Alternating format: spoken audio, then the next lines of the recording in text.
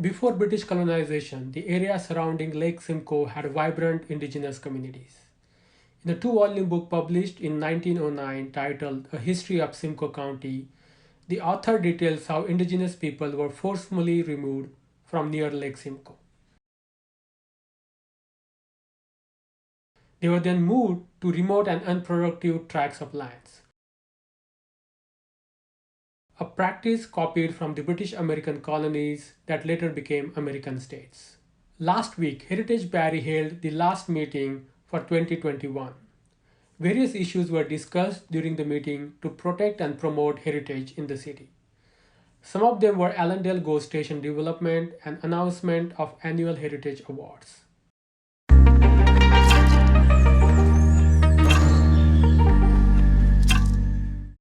With a budget of more than $23,000, Heritage Barrie has one of the highest budgets among all advisory committees. Heritage Barrie has been working to attract more tourists by appealing to European heritage.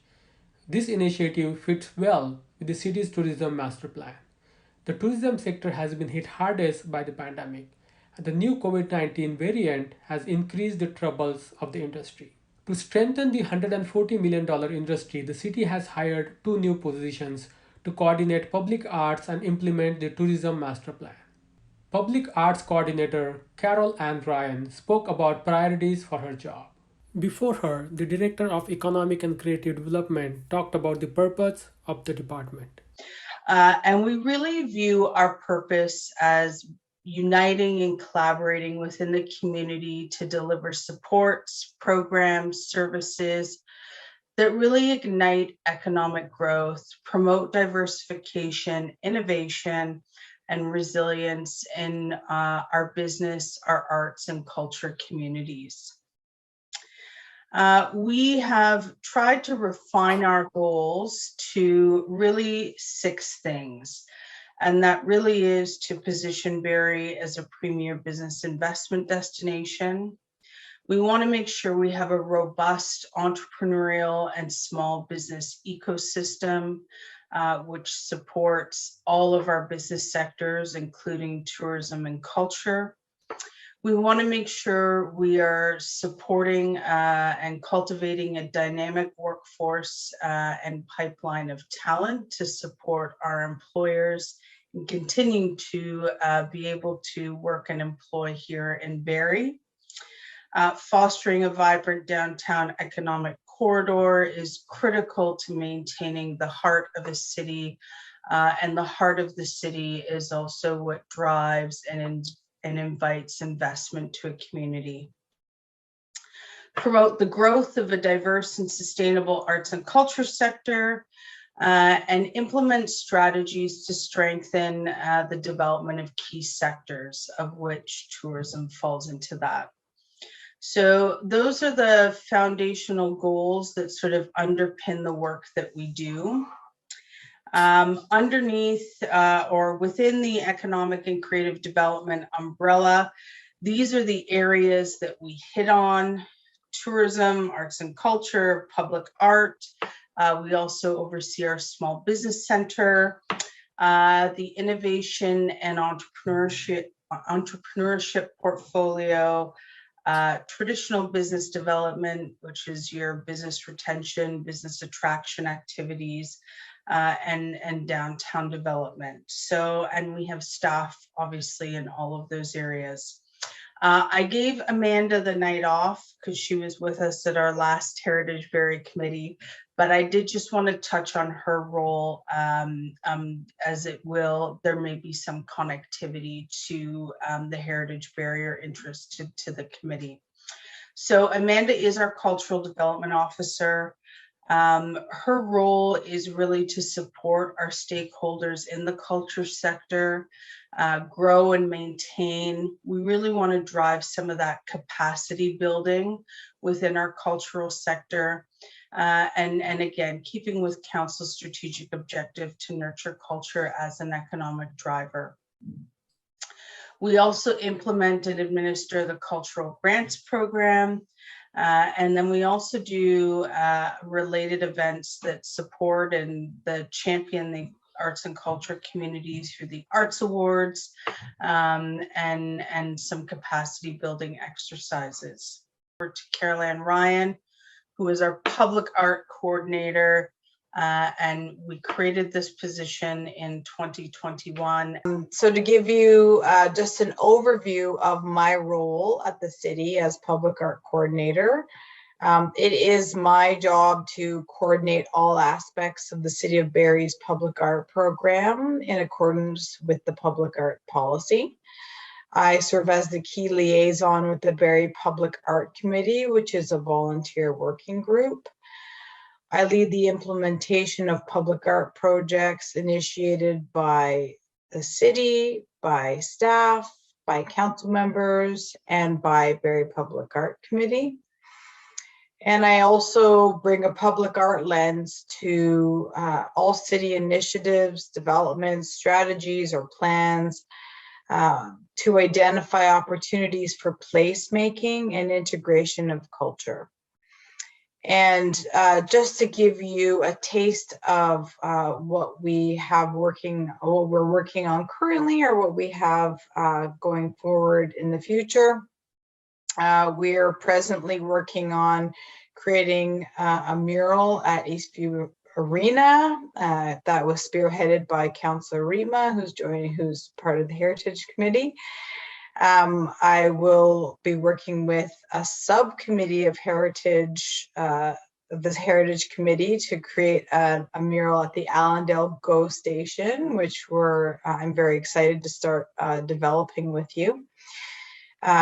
As of late, we're working on a projection program for the Hello Winter. So that's the former annual Winterfest. We'll be working on a projection program for artist-made video or animations. We are also the group that put together the Horn in the Heart, which is the Bob Hunter Memorial in Meridian Place. And we're going to relaunch Brightening Barriers in 2022, which was a successful temporary public art exhibition we held in the downtown this past summer and fall. Next slide, please. The priorities for 2022 are as follows. I'll be championing opportunities to integrate public art into planning and development at a policy level. So for example, we're working on developing an art on construction hoarding program. I'll be supporting the consideration of public art for master plans, in parks, on the waterfront, and at facilities. So for example, currently in process, we have the Heritage Park Master Plan, and all of these initiatives across the city of Barrie. Our team will also be laying the groundwork for a public art master plan, which we hope to have in place in the next 2 to 4 years. We'll be working on creating an inventory of works in the City of Barrie public art collection. I think it's a worthwhile initiative. Number one, to have a standard inventory of what we can call part of the public art collection, but also help us develop a direction for how we will care for and maintain the objects in the collection going forward. And as stated earlier, we're working on relaunching Brightening Barriers in 2022. And I think it's really important for the continuity of public art programming in the city of Barrie that we repeat and grow them, because it was quite successful. We want to continue to develop the awareness of public art in our city and support for the initiatives of the Barrie Public Art Committee. We absolutely want to have opportunity to employ more artists, and we want to continue to build partnerships with key stakeholders in our downtown, which is what we began this past spring. I have some questions actually directed to Carol Ann with regards to the public art side of things. I was just curious if I know, have looked at looking at art on some of the, well, I'm going to say utility boxes, but things that are around downtown, particularly because of the heritage buildings downtown, to tell a little bit more of a story. So I'm just curious of whether or not that's even, I'm sure, on your radar, but if that's even falling into one of the things that you're looking at for 2022. Hi, Shelley. Thanks for your question. It is something on my radar in the sense that it's something I've heard there was interest in doing. And it is certainly possible, but we'd have to have a discussion in terms of intention and scope, looking at, which specific sites we'd like to put these at, how many, sort of what the expectations are. And of course, there's always the resourcing piece as well in terms of how we would support and execute that project for you. But we could certainly enter into conversation about what that might look like.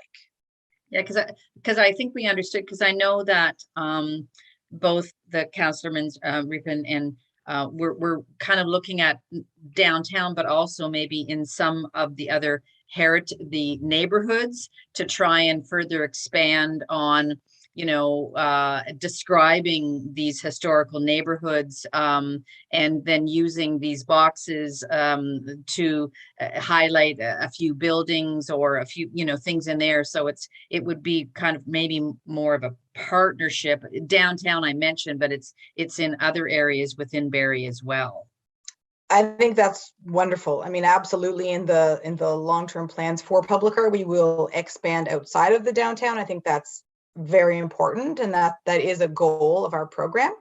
Another way to look at it, you said the word partnership, is to consider supporting your committee or your team in terms of public art, lending some administrative or facilitation support from the staff level, but you could actually execute and actually roll out the program with that support.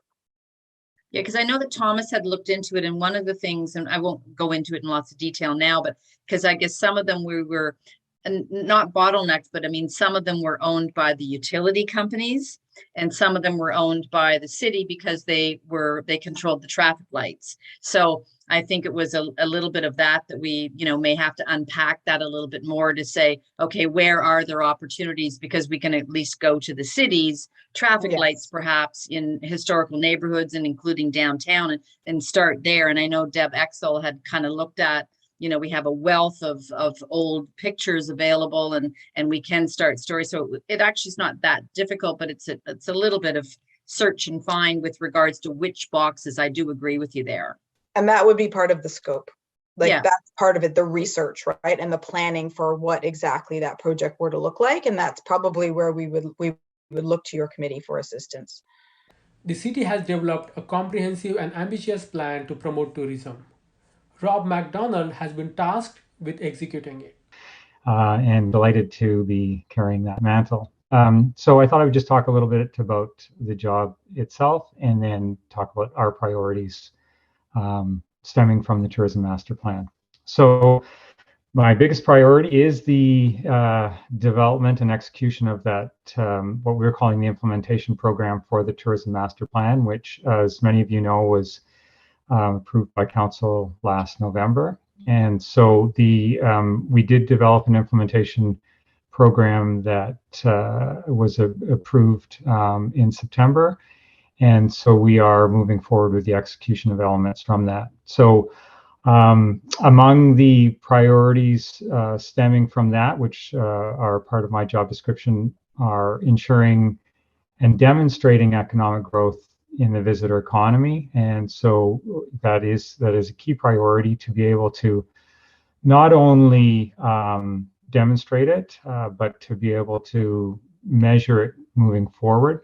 So we're using a variety of metrics to do that, and are establishing a baseline at this time. Also, I'm working as a liaison and facilitator, working with internal stakeholders as well as community partners, and working to with those folks to bring maybe a different lens to various community plans and strategies, so that tourism lens, so that we can look at doing things maybe a bit differently and incorporating the visitor experience into some of those plans. And so some of the projects that we're working on, and I'll unpackage a little bit more, are COVID recovery, wayfinding strategy, sport tourism, and then working with park staff on the waterfront strategy. Okay, next, please. So I won't go into too much detail about this, but this is one of the visuals or infographics taken from the Tourism Master Plan, and I like it because it kind of shows some of the direct benefits of the growing the visitor economy. Excuse me. So you know, if kind of starting at the top, if we can increase the visitation all year round, not just in the summer, but all year round, then we're going to see a number of benefits, including, for example, higher occupancy and increased ADR, which is average daily rate at hotels. And those things in turn help increase our MAT revenues. So that's the municipal accommodation tax, of which 100% is going back into tourism.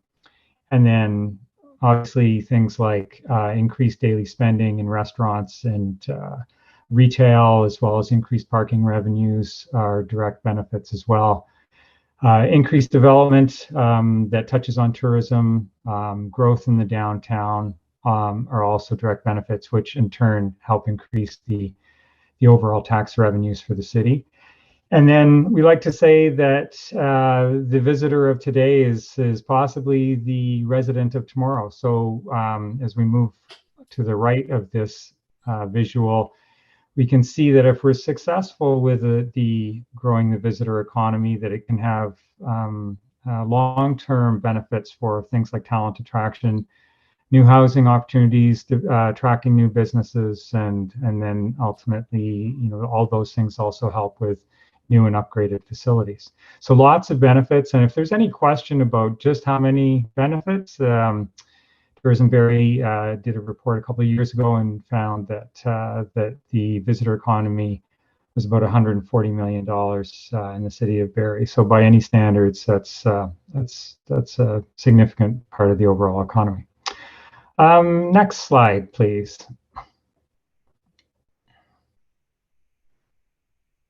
So there were a number of priority recommendations coming out of the Tourism Master Plan, and there were 10 that really stood out. And so I thought I would just quickly go through these. Some of them I've already alluded to, but so the first one was adopting tourism as a priority economic sector. The second was establishing a tourism position, or giving Rob a job within the city and working with Tourism Barrie as well as other community partners. Incorporating a tourism point of view, as I've mentioned, so looking at new development, wayfinding, parking, and downtown revitalization through that tourism lens. I've mentioned the 100% of the MAT revenues going back into tourism. Developing sport tourism strategy was identified as a priority recommendation and an important opportunity that we should be leveraging moving forward. Next slide, please. Investing in and or facilitating development of year-round assets. So again, taking stock of what some of those natural and built assets are that we have that we can leverage for driving the visitor economy year-round. Coming out of COVID, we'll be looking at supporting and investing in visitor-focused arts, cultural and live events even more.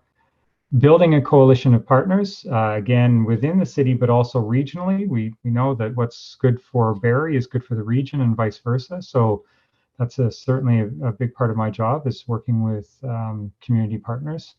Developing a brand promise and what we call a unique selling proposition to help tell the Barrie story to our visitors, so that we can demonstrate why Barrie is a better place to come visit than somewhere else. And so the last point there is engaging citizens of Barrie to help tell that story, which is a really important part of that brand promise and unique selling proposition. So those are some of the things that we will be working on as we implement the tourism master plan. Next slide, please. So some of our priorities for 2022, the wayfinding strategy is going to be, we're going to be kicking that off in earnest in the new year. And so the first part of that will be working with a consultant to develop a wayfinding strategy, particularly for the core area, at least initially, to help visitors find their way, as well as residents. And then the second part of that will be the design elements associated with the signage. I'd mentioned the sport tourism strategy, so we'll be looking to ideally work with a consultant at some point to identify opportunities for leveraging those natural as well as built assets that we have for attracting more sport tourism opportunities. I talked about the tourism unique selling proposition, so that's an important first piece that we need to develop to be able to tell that story. And then, of course, the recovery and demonstrating the impact of tourism, but also then building it. And so as part of the recovery, we're certainly going to be looking at helping businesses and the workforce through the labor market recovery. Destination Canada, I think, is the ones that said, tourism, because of the pandemic, tourism was the first to be hit, it's the hardest to be hit, and it's going to be the last to recover. So we really need to make sure that we're paying attention to that labor market. And then one of the interesting things that we're discovering and are going to be exploring more is the opportunities with the film industry. We've had a number of inquiries and a growing number of inquiries from film production crews for working in Barrie. So it's a very quickly growing industry, and we think that there may be some interesting opportunities to explore there. So those are some of the priorities that we're looking at for 2022. The chair of the committee, Kathy Colbach, wanted to know, where does the heritage fit into the tourism master plan? Hi, thanks. This is, I think, for Carol Ann, but maybe also for everyone that's done a presentation and spoken tonight, is where do you see heritage actually fitting? Where does heritage fit in here in the bigger picture? So we look at the tourism master plan, and I don't see anything that really, unless I'm missing it, I don't see anything that really is speaking to, I know we speak culture, sort of heritage falls under culture, but where does heritage fit into the tourism master plan, can it, and the arts, public art committee? So maybe if somebody could, because you're speaking about all the things that, from a tourism master plan, which heritage wasn't included in. Heritage doesn't have a master plan. And then Carol Ann, from the public art perspective, where does heritage, like, where do we fit in? And agree with you. The words heritage aren't in, specifically mentioned in the tourism area. I think there's a few things, and as we're discovering from the public art side, and as we go forward, I mean, the heritage of our city and all of our heritage from First Peoples right through to, all the way forward. I mean, there's a thread of that, and depending on the projects you're doing and where you're doing them, I think that's inherent in the work that we need to do to make sure that we're considering honoring and participating in that. And when we come across new projects, sort of the why and is there a heritage connection, I think are the questions that we're asking, or the public art committee's asking. And again, I'll let Carol Ann give a little more if there's more that she wants to add. And then from the tourism lens, you're right. Well, it's not specifically identified. I mean, in the pieces where we talk about looking at and I'm just looking at my slide deck here, so that's why I'm looking sideways. But when we talk about, looking at year-round assets and that experience and product development, all of those things have the potential to connect to heritage. And what are the kind of experiences that we're looking to leverage our assets for? And when you look at much of our naturalized space, we were just here last month with this group talking about Allandale Station and the Heritage Train. How do we build some of that connectivity? So I think it will be inherent in the work that we do, even though it's not sort of outwardly in flashing lights. And again, both of these portfolios are relatively new. Well, they are new from a city staff perspective. So I think as the discussion continues, the opportunity to uncover more will reveal itself. And I'll stop there. And Caroline, maybe I'll start with you from the public art perspective, if there's more you wanted to add. Thanks, Steph. I think you covered it quite well. All I was thinking following your comments was just that I think any public art opportunity is a possibility for a heritage subject. So it's just a matter of where that proposal comes from, what the intention of the project is. And I think heritage is really always on the table as a subject for public art, unless it's excluded from a very specific scope. But I think it's always possible to tap into that, because we are very interested in making public art for our city, about our city. So I think it depends on how you characterize heritage, but I would say that that's certainly always a part of a potential part of the subject matter we consider. One of the things that I had done a while ago was sent a note off to one of the senior planners, Celeste, talking about that very thing in relation to where the Uptown Theatre currently is no longer, but where that whole construction is going to go on for a number of years, that entire block, and where all the fencing is up, and whether we could tell the story of that block from the 1800s right through to the current new buildings that are going up, to sort of tell the story of the history of that block. And I don't know whatever happened to that, and we might also want to look at 5 Points, now that 5 Points is not, at this point anyway. It would be nice to see that construction hoarding changed to something, even if it was seasonal, something that looked seasonal, like, for the holidays or for the winter, and then something into the spring and then into the summer.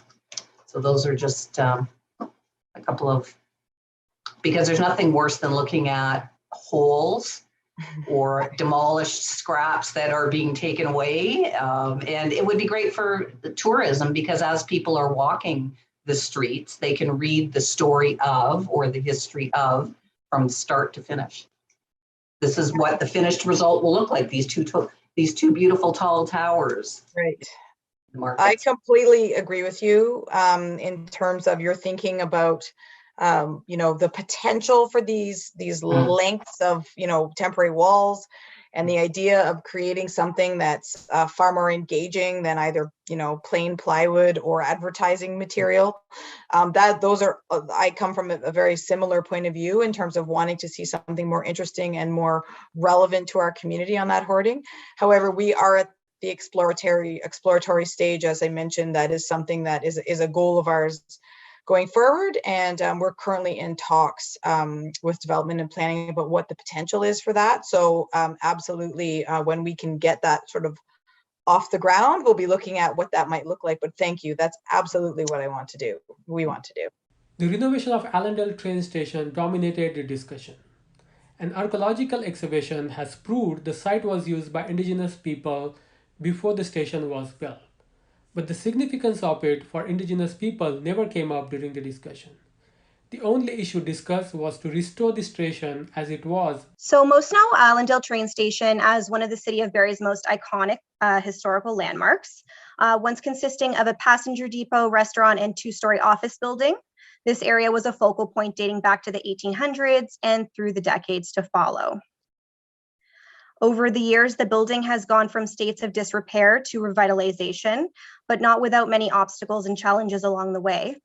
some of which included a fire circa 2007, as well as extensive archaeological investigations, the most recent beginning in 2017 and is still ongoing today. Renovations have taken place over the decades, with major updates being made in the 60s and 80s. Unfortunately, during these renovations, most or all of the remaining historical features were either removed or replaced to accommodate the current needs of the building. In 2009, the city began the exterior and interior restoration of the existing passenger hall and dining hall buildings to promote the long-term integrity of the structures. The intent of these renovations was to immediately secure the structure from the elements, which included reinforcement of foundations and structural walls, and replication of the breezeways, restorations of the ceilings, and partial restoration of the interior walls and subfloors.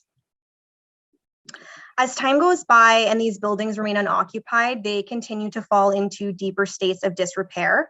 Many of the original features have degraded over time due to natural causes, and there are several safety concerns in the building, including lead and asbestos and unstable flooring and ceilings. The city of Barrie will be seeing multiple IPD projects, which will require big room spaces. For those who don't know, a big room is a collaborative open area that project stakeholders can use to share information, make project-related decisions, and collectively work towards a successful construction project execution. The location of the Allandale train station office building was a primary factor considering this building for the use of a big room, as it's very central location and is in close proximity to the upcoming transit hub project, as well as multiple wastewater projects. Which is why we're proposing to renovate the existing office building to make use of this amazing space and to bring some purpose back into the building.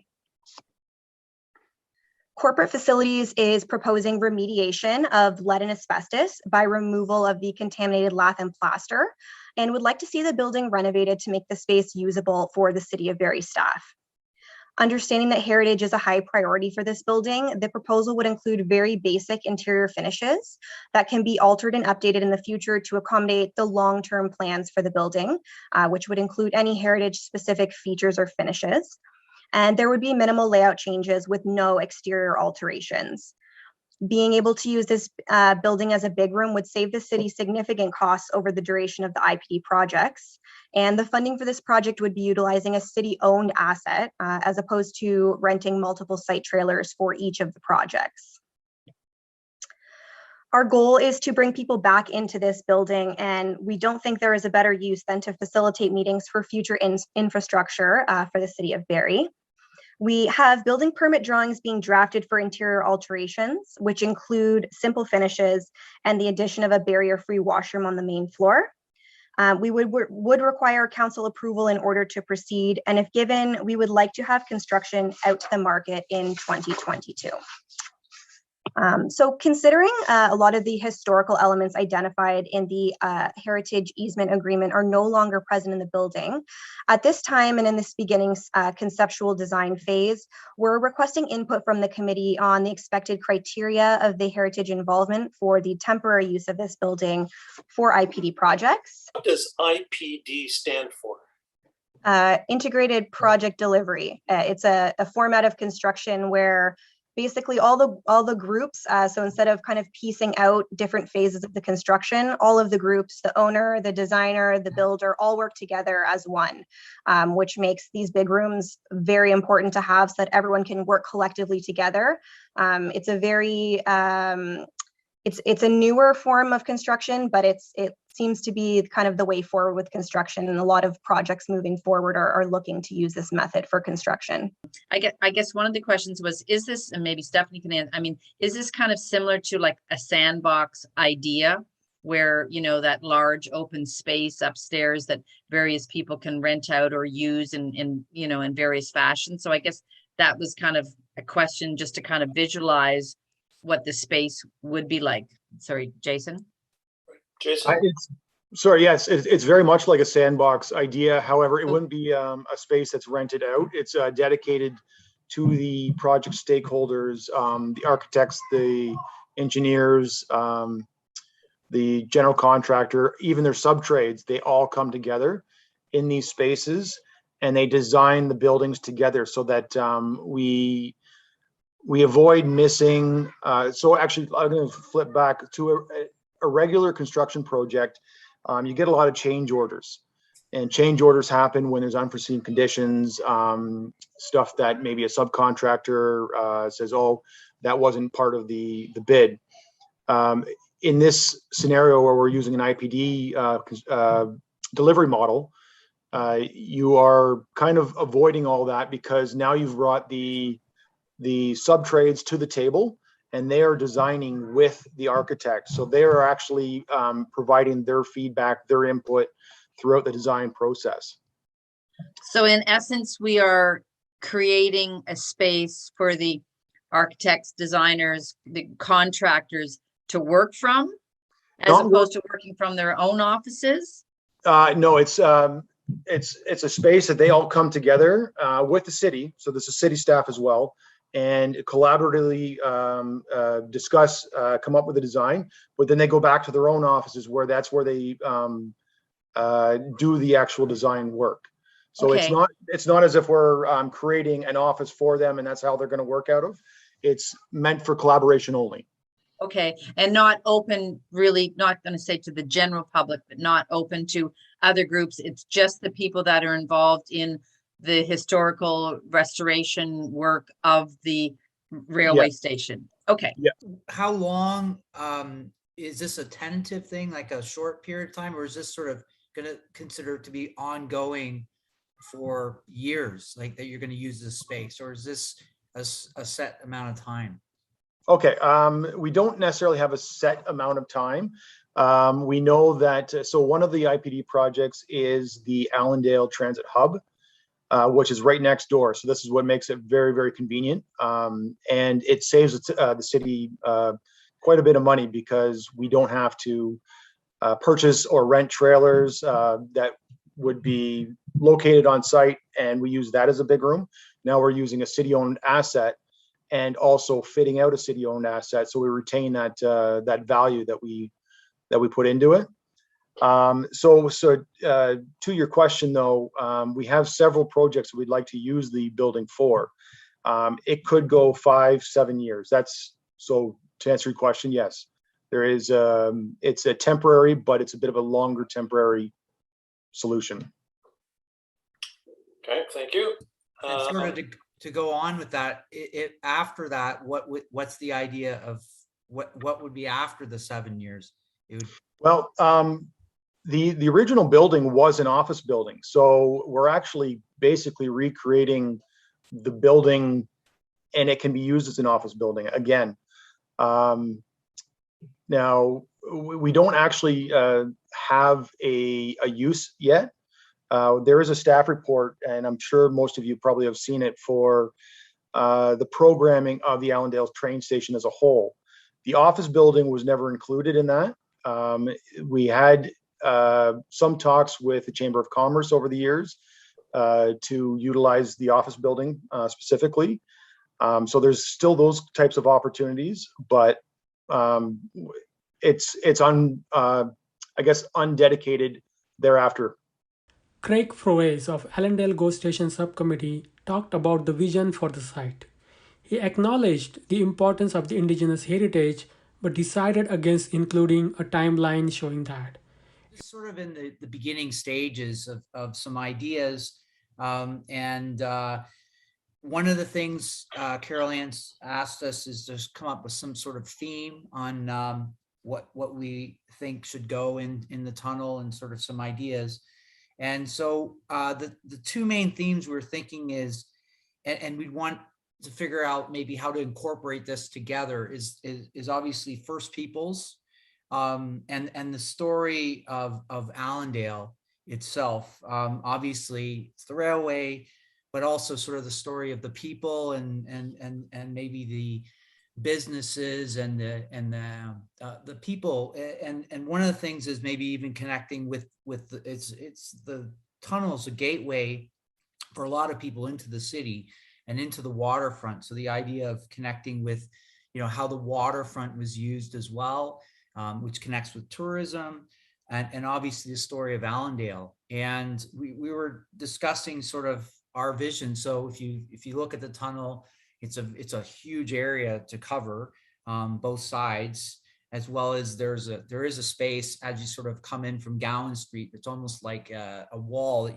you could put mural on, or old photographs, and sort of the idea that we wanted to tell the story of the area and how it was used, but also being very sensitive. One of the things we said is we don't want sort of like a timeline, because then we worry about sort of the past and then it's sort of being replaced, and then, you know, it's like one story ends and another one begins, sort of maybe a blending in the mural or the pictures, and maybe a blend of pictures and murals, so that it sort of celebrates how this area was used. And you know, I think there's some amazing old photographs, and obviously we want the artists to come up with the ideas.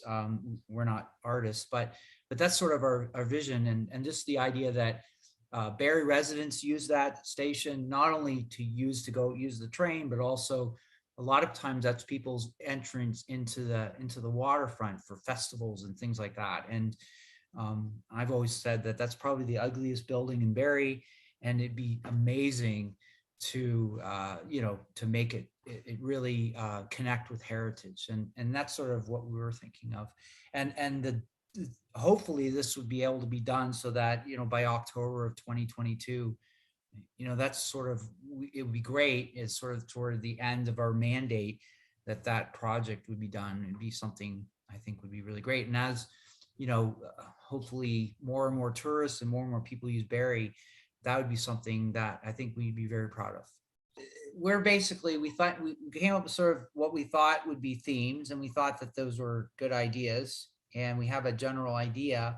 I mean, I've already looked into a long time ago some of the amazing photographs of Allandale and the train station and those sorts of things. So that I think we can get if we're going to have, you know, black and white pictures from the past, you know, and the idea is for people to sort of understand what this area is, because one of the things about the tourism is what's unique about Barrie. Well, this is a big part of what makes Barrie unique, the people that lived here and what they did. And the Indigenous part, the First Peoples story, that's the part that we obviously feel is very important to be part of it. But obviously, how do we portray that, and who do we go to tell that story?